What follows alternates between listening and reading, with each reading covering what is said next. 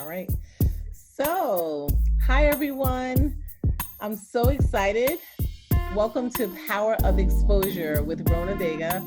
We are so excited to have a phenomenal guest with us, Ms. Deveraux Mackey.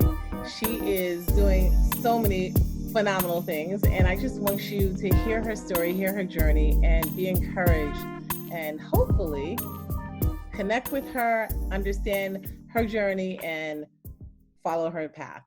So without further ado, I'd love to introduce Deveraux. Hi, Deveraux. How you doing? Hello, I'm good. How about you?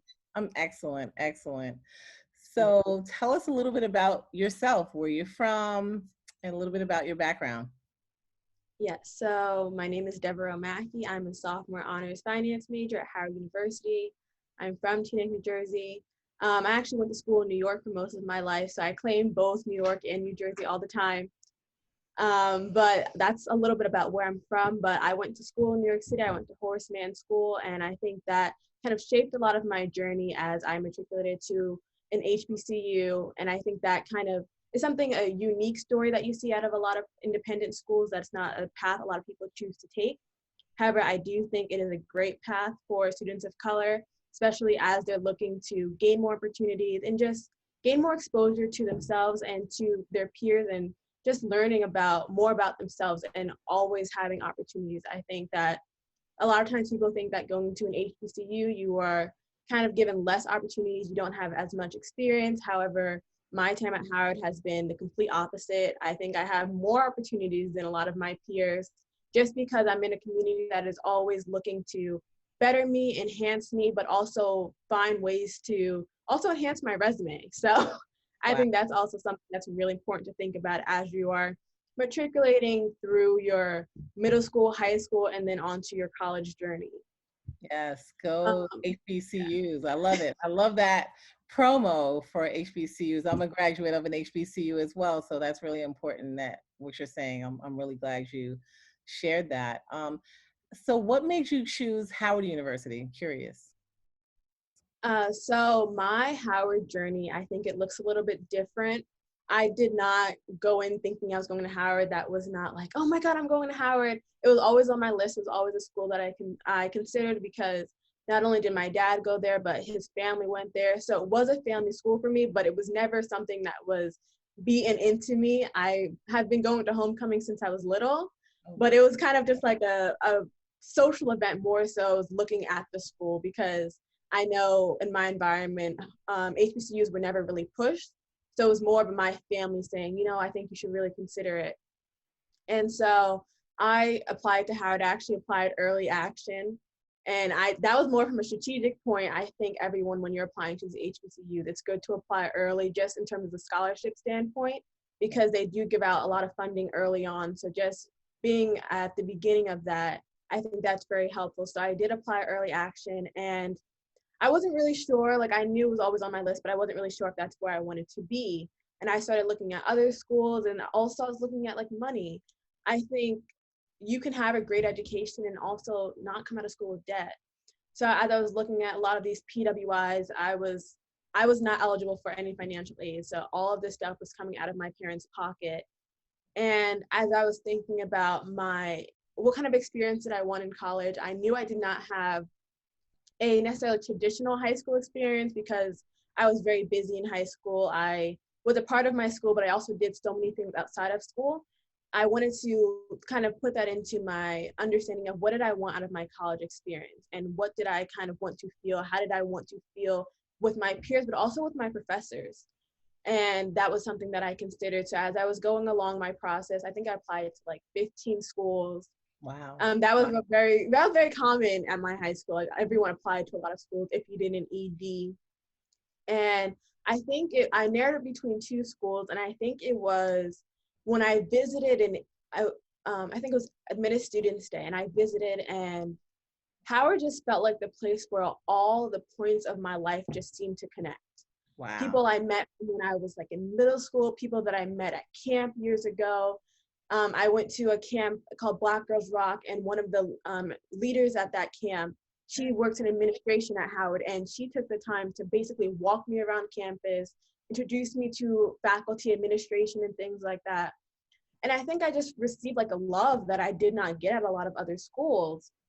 And it was also my birthday weekend, so I celebrated my 18th birthday at Howard, which was really cool. But I felt a love, and I know people talk about the feeling that you get, and I had never had that feeling before, that this is exactly where I'm supposed to be. And it was after that weekend I was like, Howard, this is where I'm gonna go. Like, this is the school for me. Wow. And since then, I've just had so many opportunities, so much love that has been poured into me. I always tell people, I'm a student ambassador too, so that kind of ties into why I love Howard and just talk about it so kind of wonderfully. But I always tell people Howard is an experience that you never know you're missing until you're there. Because like, I would not have known that I would have been so fulfilled until I was at Howard being fulfilled. Wow. So I just think it was a great experience. And my parents, my dad especially, I'm a finance major, a finance family. So my dad always talks about the ROI, the return on investment. And to be able to come out of school debt-free for undergrad, that's something that a lot of people can't say, but also be able to come out of school debt-free while still having opportunities, while still having internships and things like that. That is a wonderful ROI. So my parents are very pleased with my decision. Wow. Wow. So you mentioned your major of finance. At what point in your life did you decide that business or finance was going to be your major? So my story with going into the business field actually stems from my passion project at my school, Horace Mann School. I actually started a mentorship program for people of color. Horace Mann School is a PWI. It's an independent school in Riverdale, New York, with a smaller demographics of people of color, African Americans particularly. And in my junior year of high school, I applied for a grant called the Alexander Capilouto grant, which is a grant that was actually an in-house grant ran by the parents of an alum. Okay. And I applied for that grant, and I actually ended up winning it. And the purpose of my program was to provide mentorship for students of color in the middle school, but not only the students, but their families as well. Because I remember when I started Horace Mann when I was in 6th grade, and I'm an only child. So there were a couple things that, like, during my experience, it was a lot of me figuring out on myself, my parents figuring things out as well, just navigating the independent world. And I think there are things if I knew then that I know now, my experience would have been different. Not that it was bad at all, but I think those early years would have been more enjoyable for me if I had someone kind of leading me along. Or I know a lot of people had older siblings, a lot of people had other family members that had gone to the school. That was not my experience. I had a cousin that had gone to another independent school, but she is about to have a 2-year-old in a couple months. So we're a very different age gap. There's a huge age gap between us. So I really wanted to create this program because I felt like during my time at Horace Mann, I had gained so much knowledge and insight, and what was the use of it if I wasn't able to share it with others? So I think that became really my passion project. I was able to travel to different panels, travel to the National Association of Independent Schools. They had their People of Color Conference. I was able to speak to schools across the country about implementing similar programs and just why it's important to cultivate these relationships, not only for the students, but for the families as well. And I actually got my little sister out of it. So even though I've since graduated, I still have lunch with her. It's just, we still hang out together, call each other to see what's going on, just to stay engaged. And I think that kind of started my interest in business, just because the foundation of that was using an angel investor, someone that was investing in your program, but not necessarily a part of the program, but they were still putting monetary value to it. Wow. And that was when I started throwing out these terms like angel investing, venture capital, all of those terms that I did not know anything about. Mm-hmm. But I was able to go to a philanthropy camp that kind of gave me more terminology, more knowledge about that. And I kind of went into Howard saying, I want to go into venture capital. This seems like something I'm really interested in. I'm interested in venture capital with a focus on minority-owned startups, with female-owned startups. So especially this year, I was able to join 2 fellowships, HBCU VC and BVCC, Black Venture Capital Consortium. And that's something that I'm really enjoying. I'm actually interning at a growth equity firm currently, just trying to learn more about VC because it is a field where it's about 1% Black. There aren't that many Black people in the field, and there aren't that many women in the field. So if I can learn more about it, I can gain more insight and be the change I want to see in the world, essentially. So that's kind of how I got into business, got into the finance world.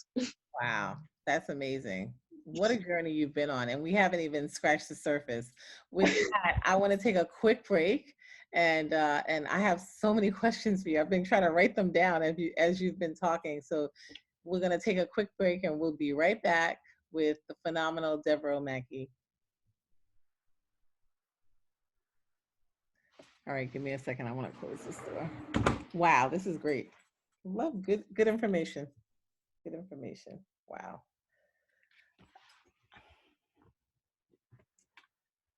Teddy, did you need something, sweetie? Right. Give me 1 second, Deborah. I'll be right back. Turn this thing back on.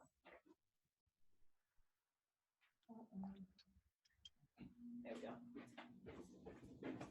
All right. This is where the editing parts come in.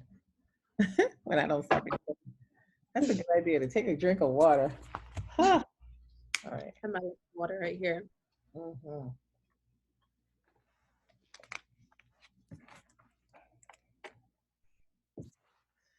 All right, you tell me when you're ready. You ready? Yep, I'm ready. So welcome back, everyone, to a powerful episode of The Power of Exposure with our wonderful guest, Deveraux Mackey. So we were just talking about, oh my gosh, she was just kind of giving us a history on Howard. Oh my gosh. And if you are not a student in Howard or didn't go to Howard, you wish you had gone to Howard after you hear this and hear everything that she said, because she just said all the right things about what's so many phenomenal things that are going on at the school and so many wonderful opportunities that are offered there. So you mentioned why you got into finance and why you got into business. And you talked about venture capitalists and you also talked about a program you started at your high school, Horace Mann. What was the name of that program? Horace Mann Steps, Students Together, Empowering People of Color Successfully. Nice. I love it. So it's really a mentoring program to help the other young women or young men. Is it an all-girls school? No, it's a co-ed school. So it takes high schoolers, and we have a curriculum kind of in place for them just to how to be a mentor. So the high schoolers actually mentor the middle school students. The middle school goes from 6th to 8th grade. High school, the traditional 9 through 12. And we started off with a group of about 10 students, 5 middle schoolers, 5 high schoolers, and then we continued to grow to about 70 people. And then we're like, okay, we really want to give people the best experience that they can have. So 70 people may be a lot, so maybe let's keep it around 50 or so. And then we also really want to incorporate the families as well. So we have a huge kickoff at the beginning of the year, which we invite the administration, teachers, faculty, basically anybody that wants to go. They don't necessarily have to be a part of the program, but just so they can see the wonderful things going on that are within the program. And then we have a huge end of year carnival where we have carnival games, bouncy houses, all of that fun stuff. Wow. Which is really exciting for the kids. And then we invite everybody throughout the whole school, which is a huge event. The head of school usually says a couple of remarks because he's been I worked with him very closely while I was kind of creating this program. It started off as a grant-based program. Now it's an institutional initiative. So it has its own operating budget. It's growing. We actually hired faculty and staff just for that program, which is really cool. Wow. And we're looking to expand it. We're actually currently expanding into the nursery division as well. So it's grown a lot. I'm actually speaking on a panel for it in a couple weeks. So that is I've taken a step back, but I'm still involved in it. As you should be. Yeah, this was your baby. This is phenomenal. I just wanted to ask if someone we've talked to other young people in independent schools and who felt like there wasn't the support there, if would you be open to an administrator or a student reaching out to you to get some more information about the program you've started and at your high school, that maybe they could actually, look at some of those ideas and possibly implement them at their own school. Of course, I'm always willing to talk to people, share. I think this comes from like my only childness. I don't know, but I'm always willing to share these nuggets of information because it does nothing for me if I hold on to it myself. So I'm always willing to help. And I do understand kind of the importance of mentorship, the importance of just giving back because to whom much is given, much is required. So I think I kind of live my life by that, just Amen. always willing and wanting to help other people just so their journey's less difficult than mine had to be. Well, I wish you a lot of success in this career that you're embarking on, especially because you said there's not a lot of women, especially women of color. And then hopefully you can then continue to mentor other women. Actually, just full disclosure, there's a lot I don't know about this whole area, and I've learned more about it from my sons in their own internships, et cetera. But you're right. There's so much that we need to learn and know, and this is why we're doing these episodes of the Power of Exposure, because I feel like I have notebooks full of information from each young person that I speak with. So you talked about your college experience so far, and you talked a little bit about high school. What There was a question I wanted to ask you about the volunteerism, and I know you do a lot of work in the community and volunteering. What made you start doing that kind of work? I think that was something that was instilled in me from a very early age. I come from a family of teachers. My mom is a teacher. My grandmother was a teacher. My aunts were teachers.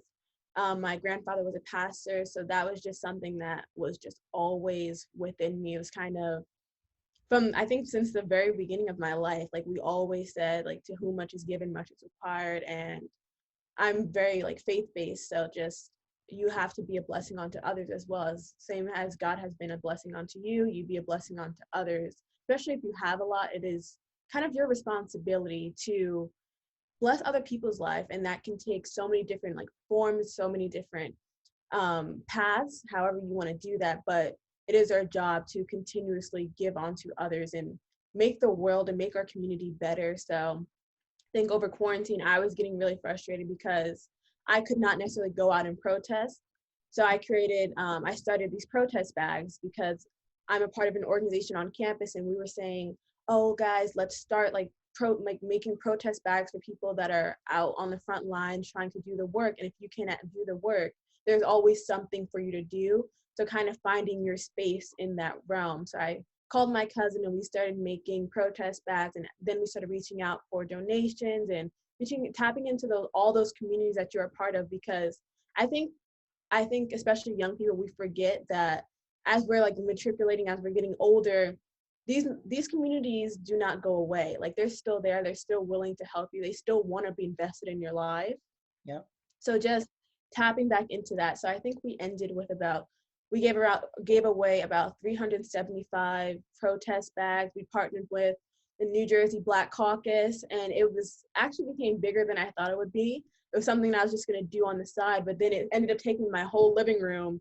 We could move things around. I was traveling all over Bergen County to get donations, but I it love was it. something that I was proud of because I was tired of just sitting at home and feeling helpless. No, that's beautiful. And I think that you probably tapped into a lot of folks who felt the same way and were looking for ways to give back. So that's really important. And I'm really happy you did that, because a lot of people in need, a lot of people in need during this time. So, speaking of that, what were some of your coping mechanisms this semester, being a Howard at home student, as I call it? Uh, I think what I did most of, I'm not really a phone person. I've never liked sitting on the phone, calling people. That's just never been something that I really enjoyed. However, I think over quarantine, I've understood the importance of it and just connecting with my friends, like because I'm home alone, like with my parents at least, but I wasn't really interacting with people my age a lot. a lot of my like closest friends, they all live in New York City because that's where I went to school. Right. And then when school started back again, they all went back to school, and I was the only one still at home. So I think that was really difficult for me.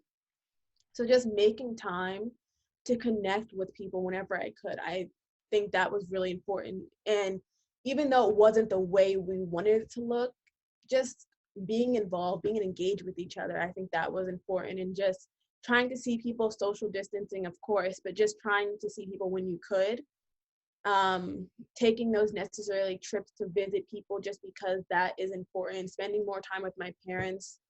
I think I was doing more like meditation, more time to myself, and just collecting my own thoughts, because I think it was really easy to get down and sad over quarantine, just like being alone and just feeling like there's no one around you. So I think whenever I started to feel like that, I would do things that would make me happy. Right. So like if it was washing my hair or just taking a self-care night or just watching my favorite show, like just Right. treating myself and saying, it's okay. Like you don't need to just isolate yourself because you feel isolated. Right. So I think I started using Canva a lot more, making invitations with my friends to just try to make it fun. Like you're invited to Deveraux RTGT, you're invited to Deveraux Happy Hour, like little things like that, just to make it like I love it. fun. No, you have to Just find some way. so That's awesome. that's So kind of what I was doing. no, that's awesome. So if going into quarantine again, you guys will not be on campus second semester, correct? At No, all, we will right? not. There's no signs of going back. So for a student who is in college listening to this, or maybe even high school or middle school, who really did not have the greatest semester or greatest, from September to now, Mhm. academic, because some of us are just super social, and Mhm. and some people don't know how to maneuver outside of that. Any academic support that you had to reach out for, or anyone and that that someone could tap into, or any suggestions that you have? I think, as everyone says, they always talk about using planners, just being kind of, I'm a very visual person, so I have to write things down. And there's kind of a relief or an accomplishment when I'm able to cross things out. So I know that's something that I feel really proud about. It just makes, even if it's the simplest task, like writing in your planner, like just crossing that out just makes me feel better about what I'm doing. But I think also like tapping into your peers as well. I took a course this semester and we were talking about like the power of the HBCU and things like that. But we were also talking about what makes schools so great and why are certain schools' graduation rates so much higher than others. And in doing so, we were talking about Xavier University in Louisiana, and they utilize peer tutoring a lot and peers helping each other. And that is why they have like, I think for their graduate school there or something like that, their graduation rate was almost 100%, maybe like 90% or so, Wow. because they implemented that. I'm taking the same course as you, or I just took the same course. How can I help you? And I think utilizing your peers, and even people that are maybe 1 year older than you, just using them, tapping into them for resources, because you can only get through it together. And Right. especially if they've done it before, they kind of know things that may be able to help you or give you a different perspective that you wouldn't necessarily have. So I think just tapping into your resources, as I said before, tapping into those communities that you didn't realize were as valuable as they were. Mm-hmm. So I think that's something that was really beneficial over this time, just reaching back into peers. Hey, you took this professor. What do they like to do? Oh, Right. you took this exam. How was it? And asking questions like that just to get a better understanding and just checking in on each other. I Right. think that's also important and to show that you care. So That's some great advice that you gave. That's really important. It made me think of the with your class, because my son is in the same class of 2023. We started a Facebook group, and mhm. it's so powerful. The information, especially, no one knew this was going to happen, and we were all going to be in this situation, but it was so perfect because we were able to communicate and help each other and just make sure information, because sometimes some schools the information is a little lag, and so we, at least if one person got the information, at least we were able to like put it on Facebook and say, wait a minute. And it was beautiful because they would like send a screenshot and say, hey, did you get this letter, or did you get this email?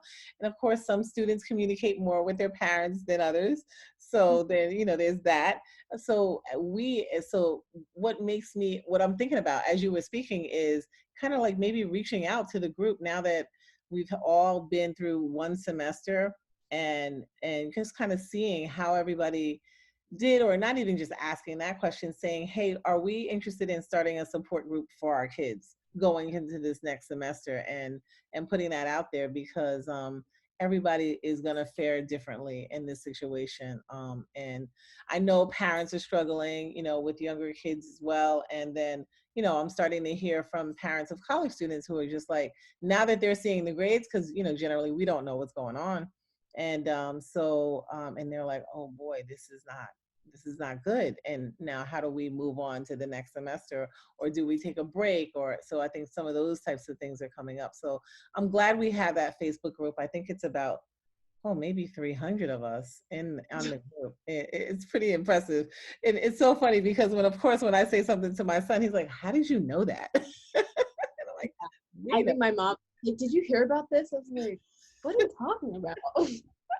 It's true. And it really was wonderful, because when COVID hit and parents were going back and forth, and we were picking up things for each other and just letting people know it's on campus. When I went to campus recently for something else, I took pictures and posted them on Facebook, just to kind of especially the freshmen in our area who are class of 2024, who have not even experienced the campus, to kind of, and fortunately for me, I ran into Mr. and Mrs. Howard while I was on campus.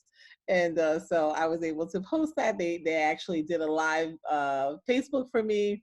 So it was really, it was so funny. My son was like, you should have gone to Howard. Like, who happens to go to Howard and then runs into Mr. and Mrs. Howard doing a photo shoot? So that was really good. So this has been great. I know that there are some, just because you and I've talked before, that outside of volunteer work and your academics and going to this independent school and having the village, your parents and your village supporting you, were there other activities that you did outside of school that you feel like helped you grow into the person that you are now?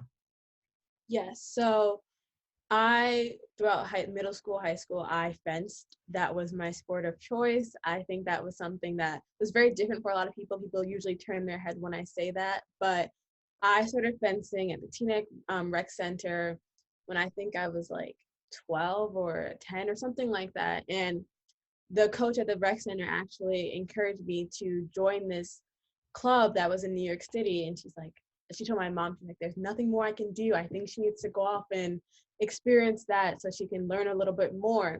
Wow. So I ended up joining the Peter Westbrook Foundation, and I think that became like a family for me. It was something that was so unique, so different from what I've seen before. It is a lot of the people there are people of color, which is something that you will not see very much in sport. But not only are they just people of color, they're just accomplished people of color. And they're accomplished not only in life, but also within the sport. And I think that was something that was so powerful to see. So I had to spend a lot of my time with them, and sometimes I started fencing a little bit like a couple years later than a lot of them. So the people my age, they had already been fencing for maybe 5+ years or so, since they were like 6 or something. And I know there are times where I felt discouraged about my own abilities, but it was just so refreshing to see people that not only cared about your success within the sport, but also your success in life. And that's something that you do not find very often, especially fencing is an individual sport. So when you're on the strip, it is just you, but it is something that is so powerful and so kind of heartwarming when you're on the strip by yourself, but you look back and there's a crowd of people cheering behind you, because they don't only care about you, they just about the sport. They want to see you do your best. And even when your best is not good enough, they're still like, they love you anyway, And I always say, like, you know, when you ask your parents, like, even though like I messed up, do you still love me? I think that's how I feel about that. So I'm currently not fencing it because Howard does not have a fencing team, but I'm still very close to them. All came to my graduation party, which was something that I Wow. did not expect. I was even shy to invite them. My mom was like, "Why would you not invite them? Like, these are people you call your brothers. Like, what is wrong with you?" Wow. People took a train from Brooklyn, and my graduation party was in Edgewater. People came like literally crossed the river to see me, and just it was a trek for a lot of people, but they still wanted to show up. And Mm. I think that was something so moving. Like, a couple people live in my town, so I still see them. I braid their hair, just like little things like that. It's just so like refreshing to know that you have. And I always go back to being an only child. I think that kind of shapes a lot of like the importance of relationships to me. Mm-hmm. I think relationships are very important. So as I look at those relationships and I look at growing them, and I could have just dropped them after high school. Like, I'm not fencing right now, so I'm not going to talk to them anymore. But just being able to talk to them about life in general. And I know one of the people that I'm really close to in my club, he always told me to be great. Just everything you do, just be great. And that was something that always stuck with me.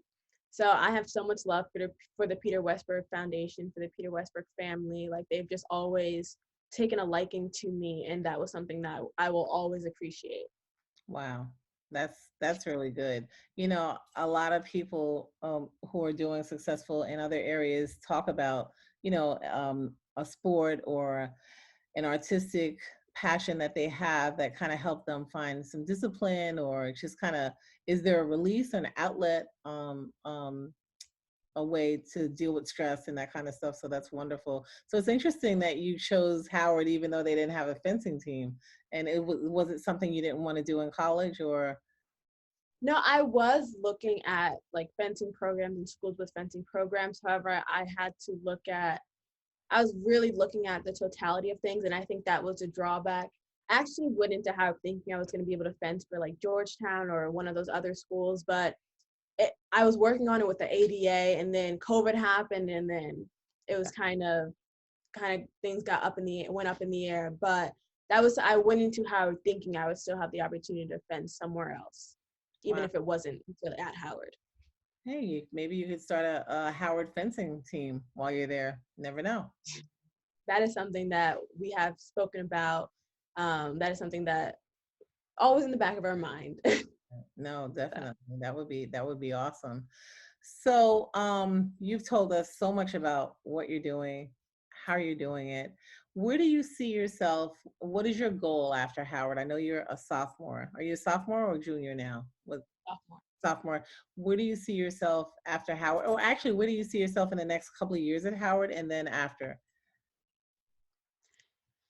In the next couple of years at Howard, I I really hope to like maintain my GPA, of course, but also to like stay active, stay involved. I don't necessarily, I'm not a big person in terms of saying this will happen, but just following that path of what are some of those healthy habits I have now, and how can I continue those, but also what can I add to it. So just staying like really involved, continuing those networks, continuing those relationships, because Howard is a huge place of relationships and networking and all those things. And I always say, when you're at Howard, iron sharpens iron, because so many of your peers are doing so many wonderful things that it kind of says, okay, I need to step it up too. And then as you're stepping it up, those around you are stepping it up. So it's just a continual pattern of excellence. Right. I Nice. really hope to get the best out of it and the most experiences I can out of it, while even though my Howard time doesn't look like a lot of other people's, a lot of old Howard or things like that, but just continuing to build those relationships, foster those relationships, but also learn more about my field and just try new things. I think that's something that's always important, because you may think you know what you want to do, but sometimes you find out that that's not necessarily what you want to do. So just continuously trying things, trial and error, check and verify, all of those things. So that's kind of how I see the rest of my Howard experience looking. And then post Howard, I do want to go back to school, get some higher degree, either JD or an MBA, something like that. So looking to do something like that, and just finding not only a job, but finding a career where I can grow in the corporate setting, but also grow individually, spaces for me to continuously find new opportunities and challenge myself. So I speak to people that are in their professional world right now, and the reason some people say they love their job is because it's consistently challenging them, but also giving them space to grow and try. And if they don't, if they say, this is not for me, finding other things to do within their firm that's consistently allowing them to move up and not just stay stagnant. So I kind of see that's kind of where I want to be. We'll see the timeline of all of that, but I think that's kind of what I want to get out of life. No, that's wonderful. That's exciting. And I can't wait to see you blossom and where you blossom into all of this. You mentioned healthy habits. If you were talking to a high school student right now, what kind of healthy habits would you recommend that they form and have? So these are habits that I always say they're easier to say than in practice. And I'm fortunate to have people around me that check in on me and make sure that I'm doing the things necessary to take care of myself. So when I say healthy habits, I'm not only talking about healthy body, because that's very important, but also healthy mind. And I'm a big person that I think it's really important to speak life over yourself. So I'm very cautious about the things that I say and not wishing ill on others, but also not wishing ill on myself. So I remember when I was younger, the kids in my school were like, "Oh my God, I'm so stupid," and things like that. And that is like basically speaking death over yourself, because you're not stupid. Like and I remember I had one teacher particularly in science. I was like, "Oh, human error," and I would write that on like some of my assignments, and she said, "No, it's not human error. You yourself are not an error. There may have been an error in the experiment, but you are not an error." So just changing your mindset in terms of how you see yourself and how you approach life, and just like that confidence that you need to have. I always say sometimes it's fake it till you make it, because you're always going to have the confidence, but just constantly telling yourself, I can do this, like giving yourself those positive affirmations as you're going through everything through life. So if I make a mistake, I'm like, "Oh, I'm so silly," like something like that isn't as harmful. Right. And as you say those harmful things, sometimes you don't even realize it, but you begin to internalize it, and blocking some of that negativity from you and not letting it kind of to your psyche. Wow. Because we don't always have control over that, but there are certain things you can do to kind of reaffirm yourself. And I think especially as people of color, and especially I can speak from my perspective as a Black woman, I remember someone was telling me that I need to be responsible for my own breaks, because no one is going to say, "Do you need a break?" I have to be the person in charge of, "Hey, I need to take care of myself," instead of letting your body break down. Because I can say that has happened to me multiple times, just rolling into I'm in the ground basically. And that's not healthy. So taking those breaks for myself to just make sure that my mind is healthy, but also my body is healthy. Right. So I think those are really important as you're thinking about those healthy habits that we all need to kind of take on, as we want to be great. We have so much greatness inside of us, but how do we get there? Yeah. And balancing, a lot of what you said is just learning how to balance, and time management. And this is like a journey, even as adults. I'm way past high school and college, and it's still, you still learn. Usually people learn, and when they get to my age, it's like I'm going to do a little bit more self-care. I wish I had done a lot more when I was younger, but hopefully the younger generation is picking up on some of those buzzwords and actually putting them into life practice more. So I would love to talk a little bit about the importance of internships. You mentioned you're interning now, and what role that plays and how important you feel that is. I recently had a conversation over Thanksgiving with all of my children, because they are the inspiration behind me, us starting Parent Matters. And it was interesting when my oldest daughter said, the first thing she said was, "Mom dropped me off at college and took me to the internship office. It was like a weekend and it was closed, but she's like, this is where you need to live." And she said, "I never went there." So I just want to, from your perspective, how do you feel, and how important that is, no matter what your major is, getting that experience and exposure? I think internships are very important. I think sometimes when you're a freshman, like they're always important to have, but a lot of times when you're a freshman, you don't even know what you want to do. So just look for, especially people talk about internships in the summer. So I always tell people, like, if you don't have an internship, look for things that make your summer worthwhile and look for experiences, because an internship is nothing more than experience, and you can get that experience through anything. True. And it doesn't always have, of course we want it to be paid, but it doesn't always look paid.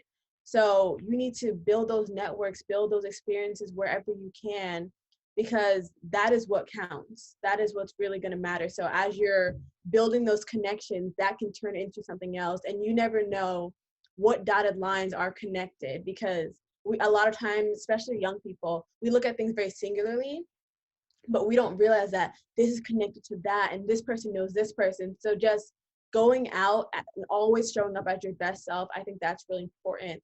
And as I'm looking at internship opportunities, I think that's important in any field, just because as we're looking to gain experience and we're looking to grow our networks, that may not necessarily be what you want to do. However, it does never hurt to have a positive experience with someone, a positive experience in that professional setting that can speak on your behalf in the future.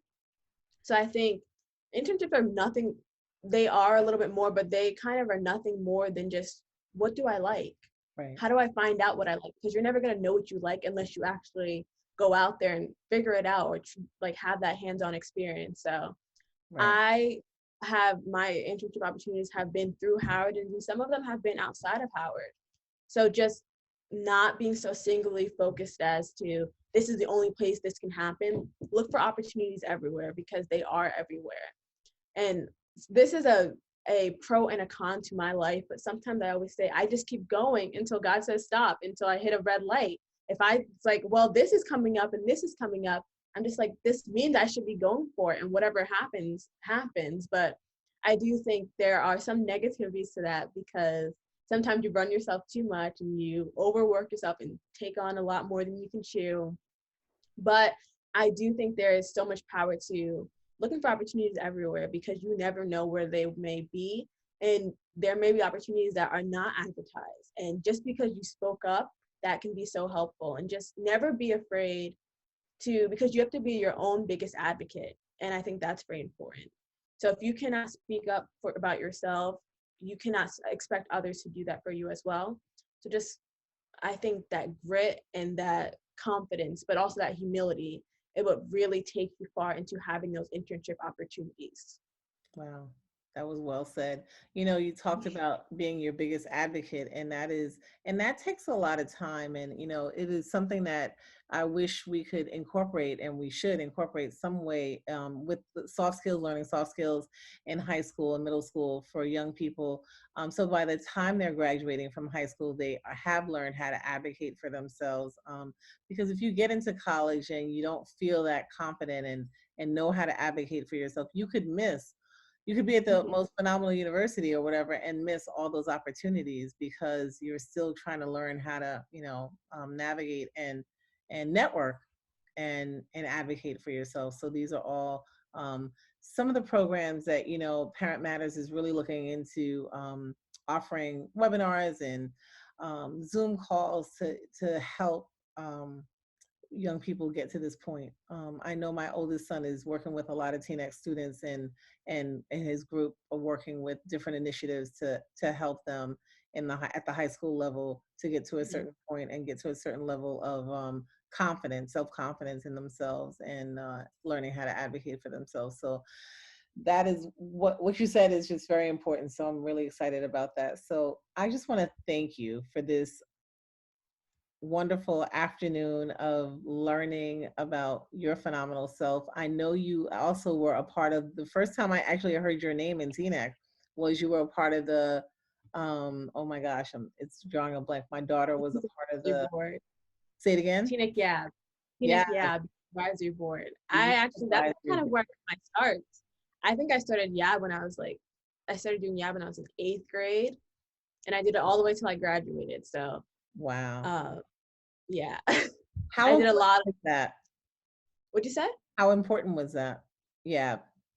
I think, yeah, it was important, especially as I was kind of garnering that confidence and gaining that, I think my first year at YAB, I think I was the youngest person in YAB.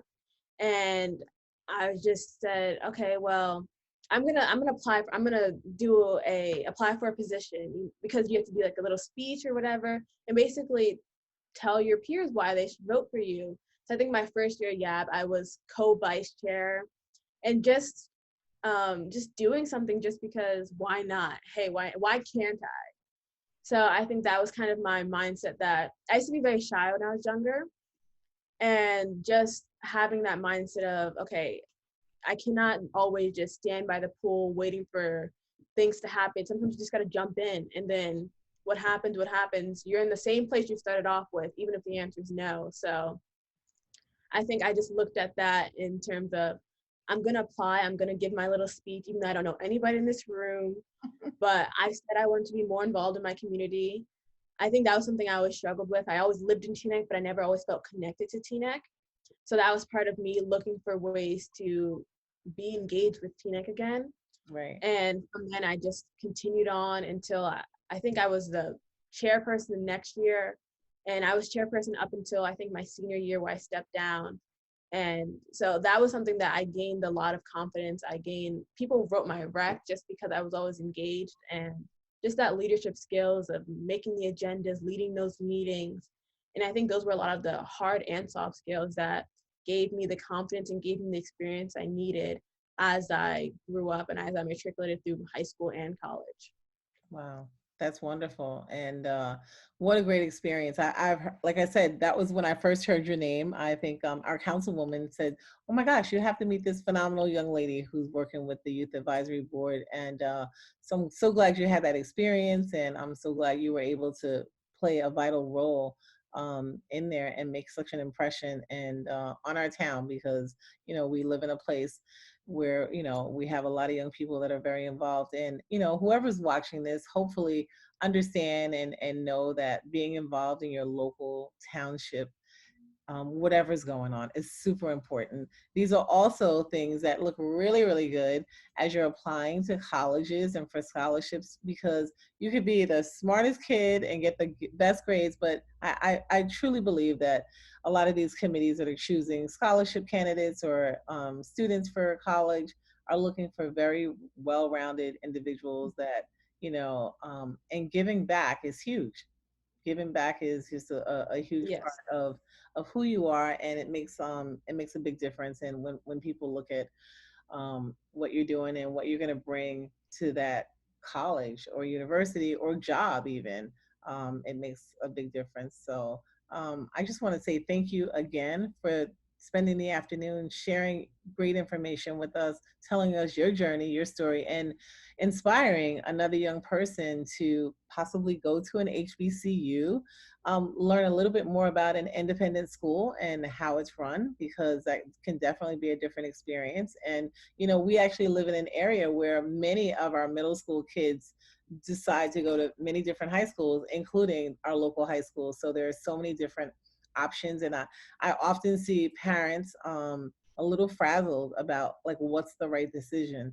3 of my kids went to Teaneck High, 2 went to other schools. So, and you never know. And like you said, also, sometimes you just have to try. And that's what I said to my young people, my kids who did not go to Teaneck High. It's like, you can always try this other school, and if it doesn't work out, you can always come back. So there's always that option as well. So and then what we did on our website was create something called the College Connect, where we have a list of colleges. And so if a parent, which I know how I felt when my kids were applying to colleges, just wanted to get a little bit more information about a school, a family's experience, a child's experience, they could, reach out. So hopefully you would be one of those young people they could reach out to talk about Howard, or even talk about your high school experience if a parent is looking at an independent school or at Horace Mann. So would you like to share any last words, and would you like to share like your social media or how you'd like folks to contact you? My last parting words would be, just try as much as you can. And there are like the rec center, things like that, they always provide low price like things to try. So I think even through the rec center, I did like ballet, I did hip hop, tap, jazz, acting, clay, I did pottery, just like trying things. And in doing so, one, I was able to stay busy. So I was able to not stress my mom out as much, but I was also able to find the things that I like. And in doing so, I was able to stumble across fencing and stumble upon something that would have a huge impact on my life. So just looking for those little nuggets of information, looking for, I know I did a camp called Black Girls Rock. I 100% encourage all young Black girls to apply. I think there are so many great resources, so many great, it's a huge network, an amazing network. And just so many people come back that it's changed their life forever. So just looking for, being attentive to conversations like this, looking for people that are dropping these little gems. I know my mom used to write down different programs that she would hear about and just save it for later. So I think that's really important, and not only relying on your parents all the time, but also taking onus of your own experience. So those are my little last minute departing words for everyone. And I use social media. You can follow me on Instagram, d.mackey, my last name, Mackey. You can feel free to email me, connect with me on LinkedIn. My email is dsmackey419@gmail. And then my LinkedIn is just Deveraux Mackey, Deveraux Mackey. So it's a pleasure talking to you. I hope that somebody takes something from this. Even if it's just one person can be the difference. And then they can be one person. Then I think that's what it's all about. That's what it's all about. So, wow, I'm sure that this conversation is going to impact a lot of young people. So, I'm really, and parents. So, I'm just grateful that you took the time. I'm glad you had a good semester at Howard and TNAC, and you survived all this, and now you have all the skills to go forward, and looking forward to doing some great stuff with other parents and students who are potentially going to Howard. I know we were talking about earlier. So thank you for your time.